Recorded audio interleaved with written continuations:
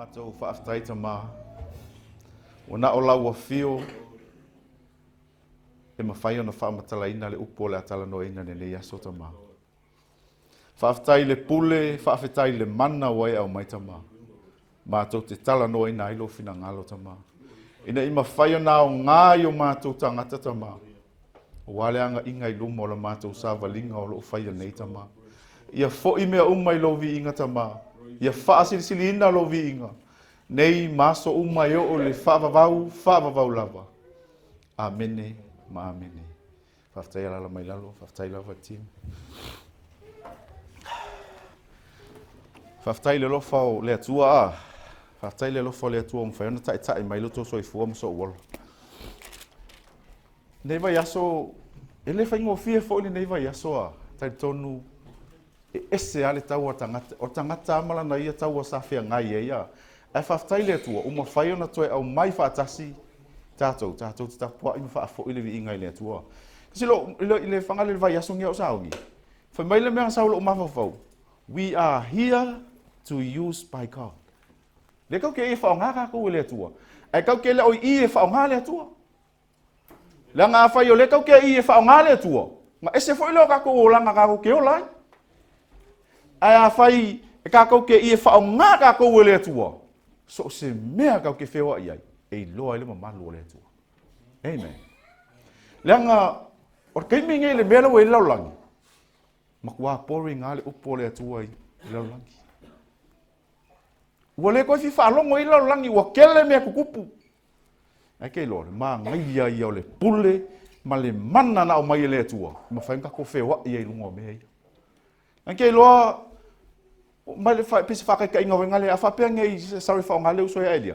Whapea nge o elia ma ngā kamala iki o, whapea nge i e whai e elia se whangale, whai se whakongunga i le awari la iki e whapea ia. Teo saia ia, tango e whaai ngai o ke ia. Kei loa, la avea loa la i le pule le wa avaku e teo saia, e elia teo saia. La sa whai lo teo saia ngo whapea, mai sa uvai. O ila le la whao ngā i loa la kangaka.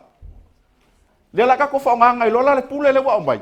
Ai kako i kei loa, le ngā e le kai wha alongo kamara i ki ia. Pe a whapea, se i longa wa iai fo ila e lia whapea. Whenmele, kusa le pule, o le mere ka o le pule. Ai ese fo ila kako mga upule a mai le aso ngei. Whai mai leu du tala o tato mga upule aso nei. Kau kalango o inga mea ka ule vai. Utu vai ia Yesu le puna vaiola. Manu o maua le avanoa. Utu vai ia Yesu le puna vaiola. Manu o maua le avanoa. Ke lolo mawhau whau. E mawhainga e ola le vai. E mawhai fo inga e oki le vai. Langa ua kele lo longa i waia. E ke oki e fo. A whai maila ia kusa o le tusi le kau ke o e se kaimi. Le tala noa ile Ioane fa fai upu es fulu ma le fa. Ioane fa fai upu es fulu ma le fa le fai mai. O le vai e puna i lalo nei. Ai o le ola e fa avau. O le vai la le kau manga o le mana o e avaku kai mingei. Langa le ngaka inga punga i lalo ngei. Ai o le ola e fa avau. Amen. Fai mai le se isu e mai lau tusi le kenese. Kenese mua mua. Kinese mua mua, lona fai upu e ono. Se whangata mai le walu. Kinese mua mua, fai upu e ono, se whangata mai le walu. Au maua, fai tau wha mole mole.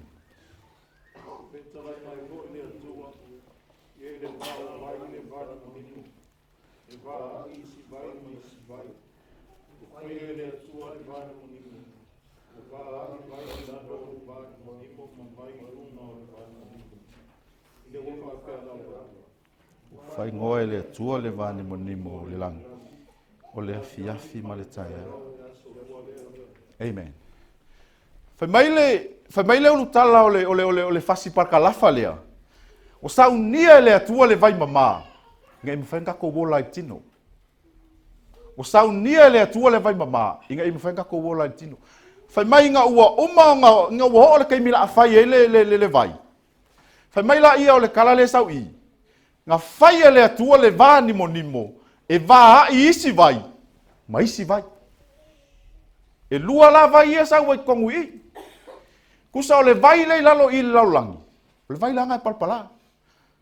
Kusa langa kango lole o le atua, whai le vā ngimo. E vā i la vai e lalo ngei. Ma isi vai la i lunga. Se i longa ke alu vā lele. Whakua e loa vai la i lunga. Amen. O vai la i lunga. O ao le langi. Vai le whainga le atua le fuafuanga. Langa o i le vai mama i le vai lea. Inga i mawhainga koe kimu mai. Inga i mawhainga whaonga kako. Paua le vai ma. O lakua. A mai le vai kimu. Ingulo. E mama. Langa inga wa uma ona. Le kaimi le plana le atua. O le whaile ia le lalolangi. Kusa ele ai masesi o kako wa ai o alu fui maunga. Ele ai masesi o alu fui mea kau ke le o iai. E fui e le atua. E whaonga i la le vai lea. Le iai me foi ngale kusa ka koe ma fau la ka koe ola ku ka mina ka ko ongai. Fa fatai le tua e wa ve fo le mativa o matua. O ke yo o ai lunga sisi ku langa i lunga ke wa ke wa ola kuma ola sta ko ya. E iai la me anga ka o sa fa pe o le evaporation na kusa e saule la mi miki aku le o le vai. Na va ku lo le lunga e le me anga le kusa la o le asu ava ngai akimu. Kusa akimu ngai ko la ngai vai lo le asu lunga kusa e kusa le koe ave lunga le atua le vai. Se koe vai mama. Se koe a mai lalo. Whaingu oe maa. I tino malosi. O i ngā la lea la kau ke kalango a makanga lea. Kusa a waku lo le lunga le vai. Lea la whapu puku lunga iau. Longo fia pe a whapea ki fia kuka. Ke longo fia. Kusa ke mie punga i alu lunga le usa. Vai lar ka pungi. O fe kau winga la ea ngai ngā le ea vevela ma le ea malulu. Lea lai longa koe alu le a. Whapea ngā fo le sami. Whapea mako ngu. So mako ngu e papa. E ke longo fia ua ko ai le masima. E ko ai le masima i lunga le papa. Nga fo i le mi miki ele la le vai. Le vai ya lea. Ai ku ua i loa la mea ia. Le masima. O le vai la le mi miki i lunga. Ala ku loa lea ia. Po le condensation lea le ka unga le mele. Kusa la koe kimu mai loa. Le whao ngai loa e tātou wa. Le vai la lea le kau ke kalangoa ai. Le whao ngai e tātou tino. E ese la mo le vai le mana o le atua. Kau ke whaingo ai. Su e la lau tusi le Luka o le Ioane. Ta tonu le umise wha maalosi mo tātou nei aso. Ai, e wha matala atu la vai le anganga ia te oi. Le mele kamu whai e mo moli aku. I le Ioane lua. Na whai tau mai leo le whai upu e fitu ma le walu wa moli moli. Ioane lua.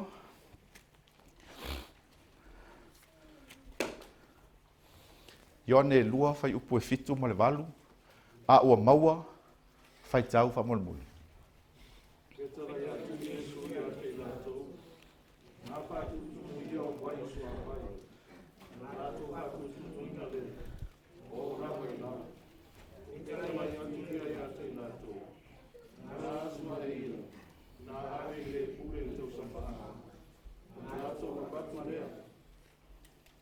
Amen. Le ala wa kako wo o mai loa i le wa makanga luenga Yesu. Kusa o le kala le amai i, o le kala le fai poiponga i kana i Galileia. Kusa fai mai wa uma le wenga. A le ala ua mga omia se si wenga. A le ia Yesu i malona tina. E ia ila mea ngā ka o maa, o maa fo ia, kusa yongo la. Kusa o whapea, ka uanga fiku, wha fiku pea. Anga le ongo ia, ale fiku ai ole ngu mela kuspa ia. Ke lola ia lea ua whai mai ia tina, ua uma le wenga. A mangkua. O le makua i ka uwa lea, o le a inga lea i.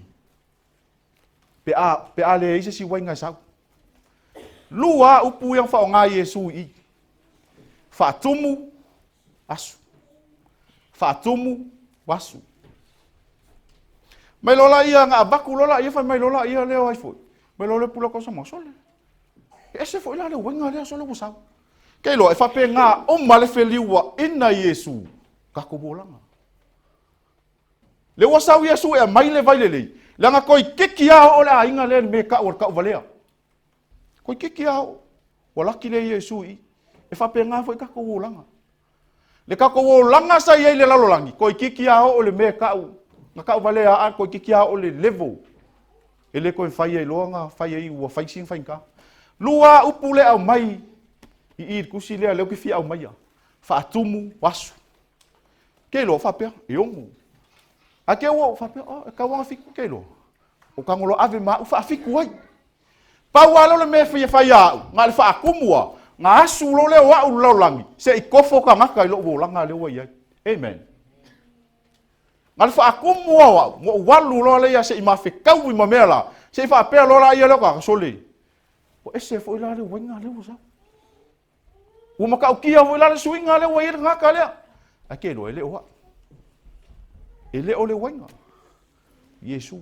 Yesu nga mafu ai me ia. Vai le maka ukia ke le.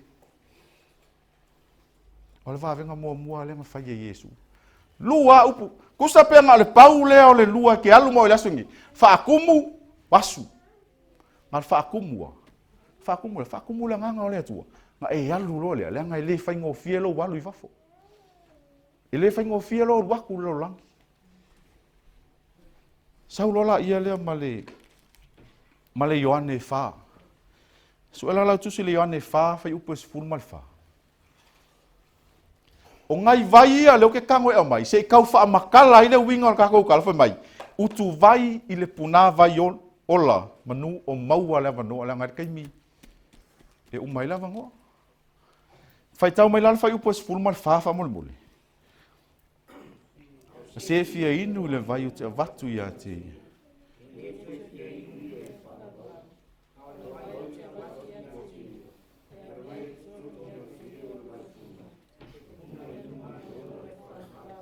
Amen. O le kala le wa mai, fai la singa ke le aku o kala le. Le so o mai ai. Kusa o le mele kupu i, o le fafinge sa maalia le ngafkau i mai Yesu lunga le vai. Kusa o le mea maalia i, o fai kau le kala. O fa longo ia, pa ele ima mafa lo mafa fa. A o fai kau ka fa malu finge. Kusa o le fafinge pe fa pikoa kai mea lo lunga le vai. Le nga ia le mea le manga o lunga le vai. Ele o se ki ngā vai le mele alu yo. E ese le winga le ala ngā alu finge yo. Ngā whako a ele o ka ua mai le ngore finge i. Ele o ka ua mai po le harko ai ngā finge. Whako a ka kou loa le kai me wha makala Yesu le finge. Whamai sa ia oe tane ko arima. Ele o oe fo ionga. Ma le ngā ia oe. Ele o oe fo ionga. Le ala u wha makala mai lo i. O i la leka mawhai ai loa ia Yesu. Se ia vaku le au le finge. Inga ia awange ko sau lunga i. Kusol mela wela mi finge le. E o lo la laka kai mi le. Sau lo la ia le kusa pe sau le vai de fampa. Asa o sai lalo alo mai. Langa lai ai le manga o nga lai o lai fi o yai. O la fine le. O la finge mo lua. Ele le o langa o finge. Le ala wa laku ua fe kau le lai ale o finge o ma le yai o Yesu. Ke o me ngalo i ka laku finge mai. Ai le ai sau so me asu foi le vai. Anga ki fai mai le vai ola ia. O fe ala le me fai mai le Yesu. Anga wa e ole mai. Ngau a vaku ke loa. Ave le atua. Langa e kau ke fiu le lalo langi ngei. E le kai ma lie ka ko ku ngau. Amen. E le kai ma lie ka ko ku ngau.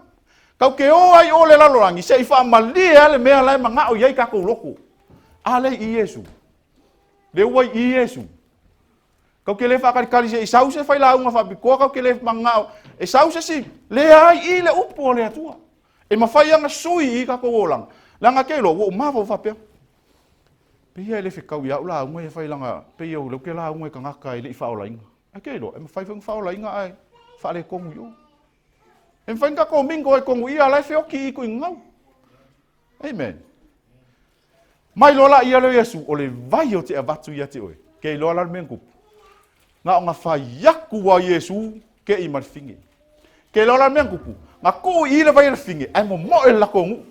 E mga o mea le ku i o mea ia i le vai. Ai kako wo. Kako wo se i kau Yesu. Langa o leu ke i finge. Ele iai masi kemi nga o Yesu le finge. Nga le pawal mea le wo lor finge. Lea yo le ali i le wai i. O le wai i le ali. Nga le halo le finge o e kau ngu. Ke lola kemi nga koe o mai e. Fai marikala ka ngaka i ngo me mai. Ele oi. Mo kele yo mai on, mo kele mau me le on oi. Ali o mako mai le o mako fa longo longo i tie, lo nga fa penga. Mafo po. Ape polas fa ka inga le. Kelo, se fa ngale uso ya Filipo e ka u a. Kusa fangale ole kala ngoa male fangale le fa ka inga le ka o va foi ngale. Kusa ele fa pe e alua u e kala ngoa fangale pe ya se fa nga ya u ma Filipo.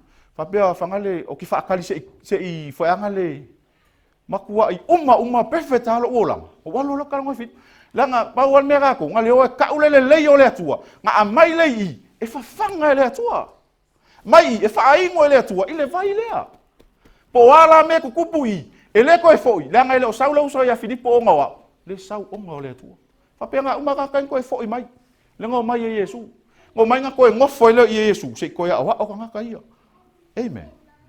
Fa pe nga le o langa le ka ke ia. Fa mai kala fingi. Fa mai kala kus po mai ma ku ile vai el fingi. E mo Yesu la yo. O Yesu la yo. Kelo. Kele yo vai kaung ka kia. E kele yo vai ko ilalo ai ka ko. E o fo ya we le fa pe ka ko o male ka ngo mai. E kele yo vai ko ilalo ai, ko ilalo le fa ma wolunga, ko ilalo le fa sausili. E mga o mia ka kia ai mo menga. Ai ka ko wo ya Yesu. Ai va ai la I e mo ka ki o le o mai ngai le atua. O le vai ka ki feingo. Ai ke lo, sa wo lo le mal fesidi lalo. E fa ape fea nga e mau le vai le. E fa ape fea nga e ingu le vai le. Kasi al kalingo mo. Amo lo sa kaulo. Muli ya Yesu. Pa wala. E amo lo sa kaulo, ma e muli ya Yesu. Langa le me mga omi, e mga omi le fa sa kaulo ka ko inga ngau. E mga omi le fa sa kaulo umo me ka ke vai. Langa le awala le ka ke le la ka ko halu ye. La wala le ola. Fa mai Yesu o au nei o le ala upumoni ma le ola. E le sa o watu se tasi le tama. Pe ale hui mai ya. Amen. O le ua ia te ia le alo, ua ia te ia le ola. Au le ia le alo. Ele ia foi la se ola. O le awala le la ka ko woi, o le awala le ola, ai mga mia lo wanu ma avelo sa kaulu. E mga mia le amo me ia ke vai ai. Na ke lo le ka ka ngofi e ka mi ka ka ngofi ula i luma i foi ngal. Nga ke mga afa me ka ka meso o le master. O le ale le vasia le o ngakung. Se lai fangale lai fai me ka nga. E alu waku ia le. Ai kango ngila e mai me ke vai nga kango la ia le amo lunga. Amo lo sa kaulo mai savan. Wa mga fakulanga le atua. Kai mi ka ke waku ai. E mga o mia lo wo le kulanga fa aku lo sa kaulo. Nga le amo ka ko sa kaulo. Le nga ile ia mo ile isawi Yesu amo sa kaulo so vali le fa pele ai.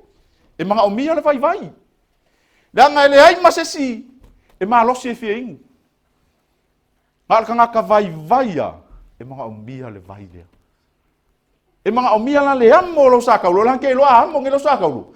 E ke pa ua ku lalo mai ka fa mai che. Ol makua e fa vali ya. Ol makua fia poko ke fa alongo ku la kai minga. Makua I ma ai ya ke fa alongo wa ko ya lo kali aku. E ke do kalo le tu. Ke kalo le tu. Ku ulau mafakiang ngai le tu. Ai kango le e kalkala ngor ka ngaka ngai close ya oi. Ngai vai la ia ku so ingala yo so mai lo le tu. A mai lo le fe au ya oi. Ke lo la le a mai ngal fe au ngaki fa ko ma lie le lo. Langa ole mea le ye lo langi au wangi ka ku ngaku fa ka va le hanga ma fofa. Au langa e fa apuku mel ma fofa. E fa le ko ngoi. Ai fa soa ke lo. Langa mga o mia kusa ai amo ngilo sa ko kusa ke pa u ku lalo a fa mai Yesu. Nga e fai kau de mata yo lima. Fa me mata yo lima. Amu ia lo to mau lalo, amu ia langa o ile fa kau ile mata yo lima. Amu ia e loko mau lalo, amu ia yang malu, amu ia o e pe ala ko pulenga fa sa waya o ke lo. Kau kire fa ka se ka pala valen ka ko pulenga. E oi me ka ngoi ku e lalo les. E o fa valvalea. E o ale. Ya me uma. Ko pulenga uma me nga. Langa la atau ngai les. Ava ka ko mai nge ko ngwa ka ko ka ngo fila ka ke o fa kasi. Amo fa kasi ki sa ko ia ka ko sa ka lo. Ko wo lo le yo. Ke lo wa mga fa kulanga le atua. Ka ko kaimi. E amo la lo sa ka lo. Ia se yo o le mea la lo le atua e va ko ka ko. Ke lo la le kaimi. Ke lo. Nang ke mi fa biasa. E o ya. Ya lo wo le ma fa se me pia. Si le ale uki. Ko fi oki ya. Wale ma fa ya sa ka. Wale ma fa ya fa ortang. Wale ma fa ya se me. Ke lo la ke mi ki o a vai la ia nga a vaku o le atua mai. Wakam san. Dio dele. O ka mo wala le si me. Sau wai lo kai mi. Langa ele o me o faku langa ele tu. E fai longa fasili la lo walu le ola fa va. Langa le la fio ki fu ia ke le yo. Se yang mo per ka ko sa ka. Ia le upu palangi ngo ka la lo ke ia. Fa me lo palang mai. We are in time of serious moment. We are in time of serious moments. Ke Lord sa lo langi le. E maka kia. Mga umia le amo ka ko sa ka. Leanga e ke lo ole upo le atua. Ele o se upo e vaku ga ka ngo file akusin lima ile sile ai. Ke faya o ya oi, faya o ya. O ke kango ha o ya so ya. Lang ke Lord ke mi o fai kaula ke mi le se fai ka mai ale yo ane fa mol. O ia min le Tanielu sfuru lua on fai muli va muli. Ke lo o manga yo vo yo kusinga. Ke lo le kaimi le ka o mai langa le manga o Tanielu se iloa o menga ia mea ia i fa mau fai longa ia i se fai ia fai maka upos furu lua on fai muli lua.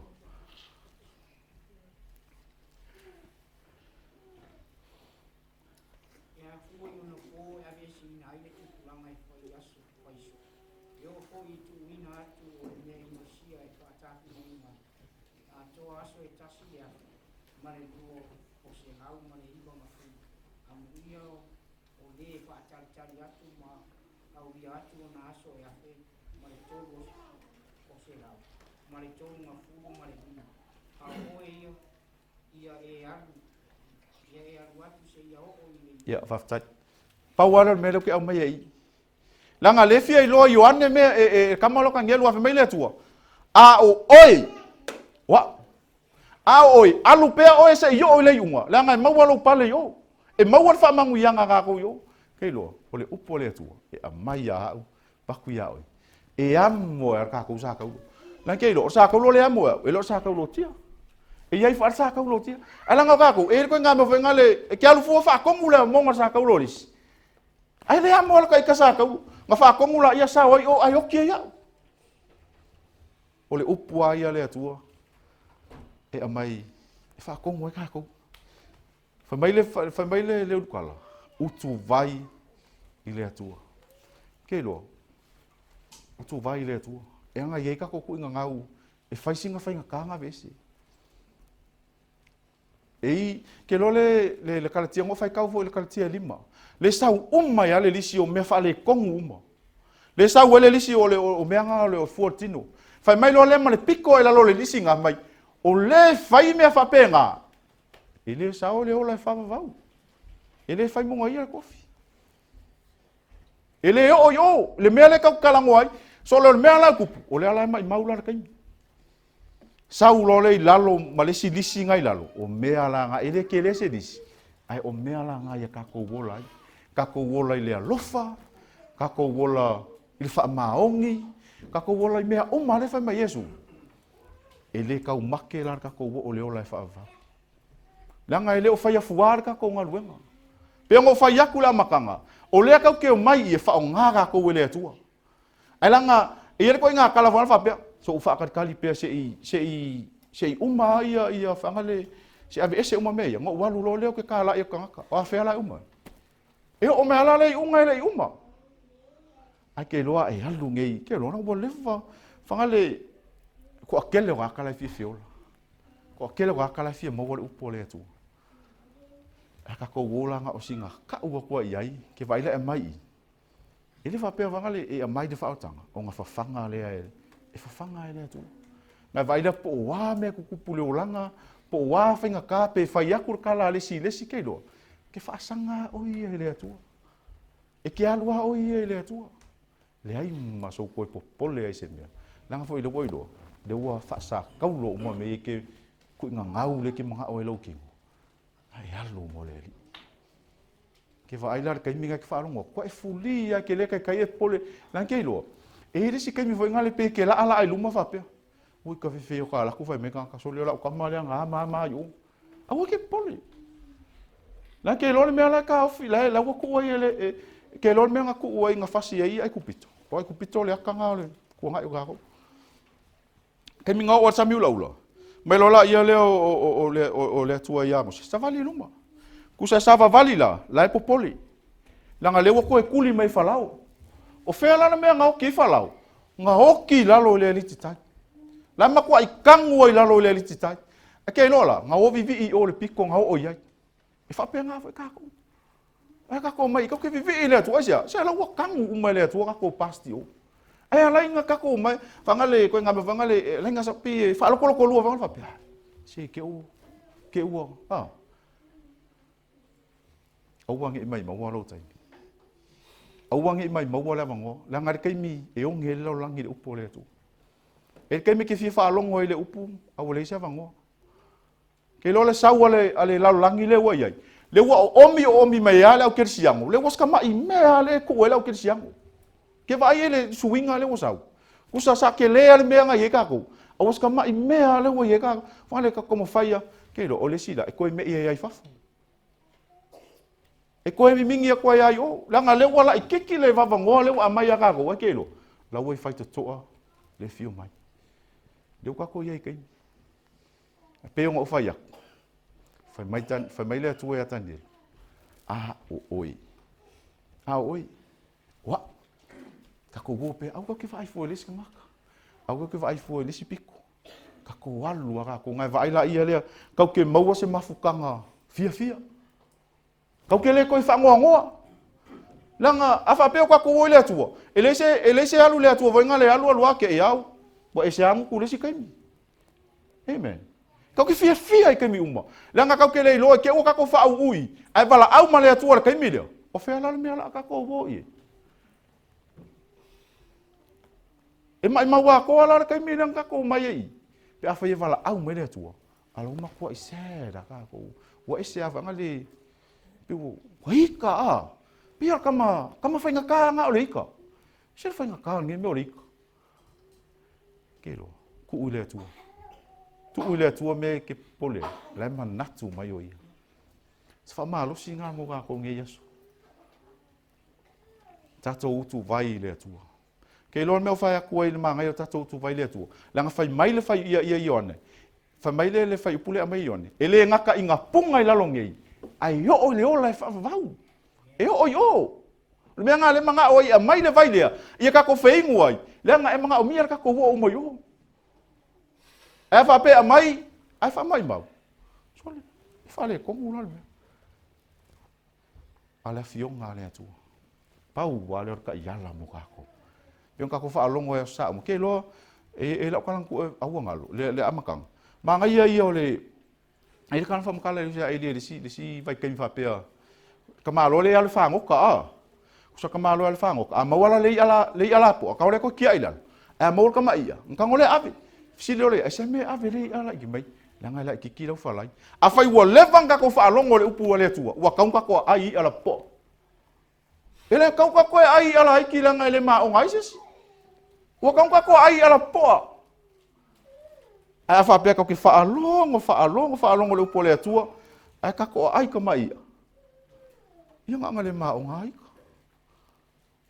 Alanga wa kaunga whaamakua kako. Amen. Le upo nā le atua nei asu. Kat kongu o ke kakalo le atua. Ia whaamalama lama ki leanga. I ke ua vaku mangisi i o mawhauwhaunga. Ke ua confuse ai. Ai maa ngai whaamalama lama le atua. O lea o hawa e penga le a vaku a ka kalo le atua i a o loko ma whinga ngalo. E o voi se si o whaangolongo mai. Langa pau alo le upu e alua. E le kawhia. E le kawhia foi plana le atua whapea se i le leilo wolanga. E ai. E alua le plana le atua. A ke lol mea le mga oai. Whaangalo lo gua nga. Se whaangalo lo gua nga i. Au ka koe kalango i me ua uma. E whaka kalango whangale ia o mai. E o kakala ngoi fo ngi me fale kongulanga ya kile ko ya lu kua pa ke ia le wa ko alwa ko ai ke lo fai mai ale le mata yo lima amu ia e lo tu maulalo po wa me fai mai kangaka po wa me la langi e sau fai mai o me la fa pe ha ma ke lo kangi le tua fia ingo le tua langa fa ingo le tua langa sa ole wala pengo fa ku le wala ko ke o e puna le vai e le ila se ka akia le vai a fa mai ka fia ingo wa a mai ke ye le vai e le ma se ka akia le vai a mai ka fia ingo wa le ye le vai le ai le vai ele ila se me fa mai se ko alanga vangal mai fia ingo le puna le vai le fa tali yesu wow amen. Ia le upuna mo tātou nei aso. Ia whamanuia tele le atua lau whafonga. O lau ta talo le atua. Ia whaamalama tile le atua. I lau loto ma lau whinangalo. Upua mai nei aso. O wana ingalo. Inu le vai puna mai le atua. Langa iai le kaimi. E le ko iai se vai. Nga e koe fia ingu lo lea. Awa umara kaimi. Wa umara vangoa. Le ko iai se si. I'm sorry kunga mau. Ele ko e se fa pe so la kulunga ko sa ulalo pe ko malo nga lunga me so la kula ka yo so ya un yo so mal me de ai ala nga ya mo se mal perfeka ala nga kele ifia fa alongo ye e kele ifia fa ya amen ifa manu ya tele le tua e nei aso fa manu ya tele le tua la fa fo tu na tu la no